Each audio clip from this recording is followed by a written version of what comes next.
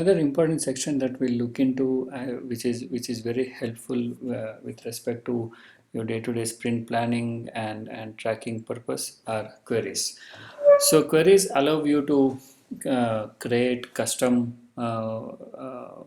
reports and custom views, which will give you a snapshot of various states of work items, or various other information that you need. And then we easily report it back to the management or customer without having to spend time. So queries are basically, you can write queries to query any work item even across multiple projects. So let's say I go to queries and then click on new query. So you can create three types of queries: a flat list of work items, which will list down all the work items without showing the parent or related work items. And work items with direct links, it will basically show you all the work items matching the condition that we have given, and also show the direct linked work items as well.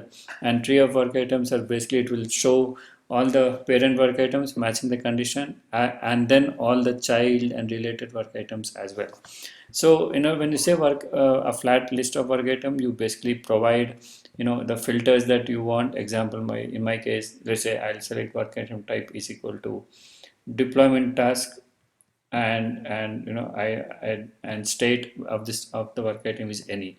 So once I say run, it will list all the tasks that I have of type deployment task, which is matching here. So I can also add multiple conditions. Example, I can do an and or, and then I can select these two conditions and group them together. So now what happens is, whether example, if I say state is equal to accepted or active, let's say, or approved. So now here we are saying, if the work item, the condition here, it says that if the work item type is deployment task and the state is either accepted or approved, then the condition would return the results based on that. So you can create a query with multiple conditions, group them as an and or, and then save the query for future use, or you can share it across. You can save it as a shared query, so that anybody who is part of the project can also view the report or use the query. And let me give a name, query 1. Another important thing to know, especially with a flat list of work items, is once you have this work item, let me remove this condition. Yeah, so run. Acceptance any, yeah, save. So now when I run the query, I get the task.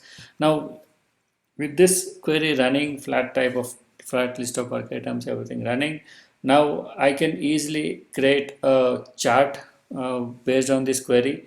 I can say new visualization chart, and I can select one of the basic.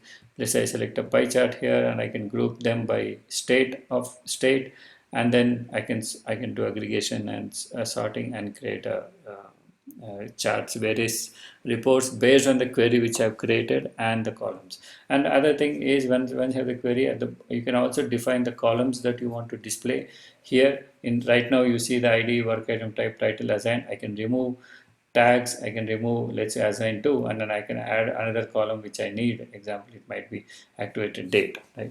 And then once I say okay, you will see the new column which is created. Now these columns can be used to create your reports. Maybe you can create tasks, due date by number of tasks by due date, and various other information.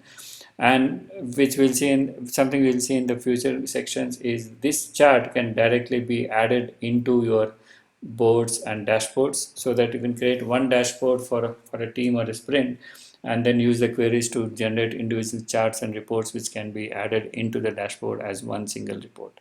So queries will be very handy for you for your day-to-day reporting, day-to-day task, instead of going into each and every work items and details.